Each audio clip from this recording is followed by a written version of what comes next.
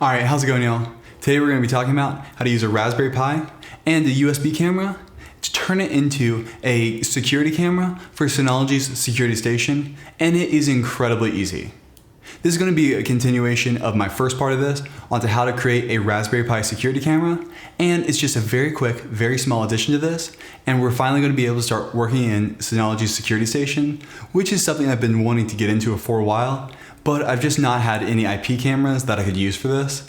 But now that I've got this Raspberry Pi set up, I can go ahead and do a bunch of tutorials in Synology's security station. And honestly, the Raspberry Pi high quality camera for this gives amazing video out for what it is, and it's just so easy to set up. I was really impressed. The one thing that is a downside is there's not a ton of cases on the market quite yet for the high quality camera mounted to the Pi 4.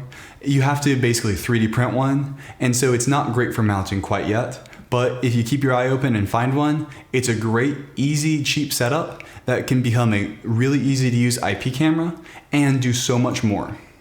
Alright, so this is going to be a pretty quick tutorial because it's going to be a continuation off of my Raspberry Pi iOS, and that is EYEOS, security camera. And basically we're going to be going between this and security station. That way we can use it with the rest of our IP cameras and have an awesome Synology user interface for this. And for me, I can start doing tutorials in Synology's security station. So I would go ahead and watch that video and get that set up. And then we're going to continue on from there. I'm also not going to go over how to set up security station because I've not messed with it enough to do this, but we are going to be going over how to set up this single camera for Synology security station. Alright, and so the very first thing we're going to want to do is go ahead and log back into Raspberry Pi iOS. And so we're just going to go ahead and do that, and I've done that here. The username I have not changed, so we're admin. And we should see my beautiful face, yep, there it is, all loaded up. This is the exact same configuration from my last video.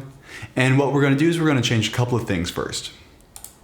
So I'm going to go in to the settings, and we're going to start removing settings that are unnecessary so we can get the maximum possible frame rate out of it.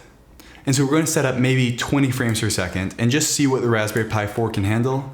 And we're also going to be disabling recording and things like that. So I'm going to go down. We don't need text overlay because we're going to be importing that in Synology security station. So this way we'll actually have less processing to do. I know it doesn't sound like a lot, but it's actually image manipulation, and it can take up some data and CPU time. So we're going to remove text overlay, and we're going to remove movies because we're not going to be saving them on the Raspberry Pi. You can if you want to, but you're not going to get as high of a frame rate out of it. And what we are going to do is we're going to go into video streaming and turn it on. So we're going to set it up with 20 frames per second.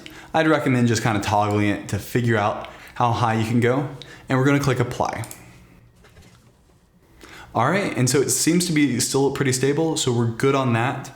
If you need more frames per second, you can try upping it, but we might be running into a heating issue and you might need to add a fan to this. To make sure it's working, you can go and click streaming URL, copy it, and go do it in a new tab. And hey, there I am right here.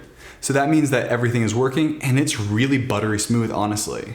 I'm actually quite impressed by this. There's no stuttering, there's no weird stuff. It's maybe changing a bit with the white balance, so we could set it up with a static white balance, but honestly, for identification purposes, you're pretty good. It's a pretty clean output for this. And so you can even start upping the quality and things like that. But honestly, for this setup, I'd say we're probably good on it, and we don't need too much else. And we can set up authentication, but for this, I'm not gonna set it up. If somebody wants to have access to it on the local network and they've broken into your local network, it's not a big of a deal. Just don't open up this port. That would be where you get in trouble. And we're just gonna go ahead and click apply. And so now that we've done that, it's incredibly easy. We're going to go into our Synology security station, and we're going to open up security station, surveillance station, sorry. I've been saying that wrong the whole time. And we're going to just go into IP cameras.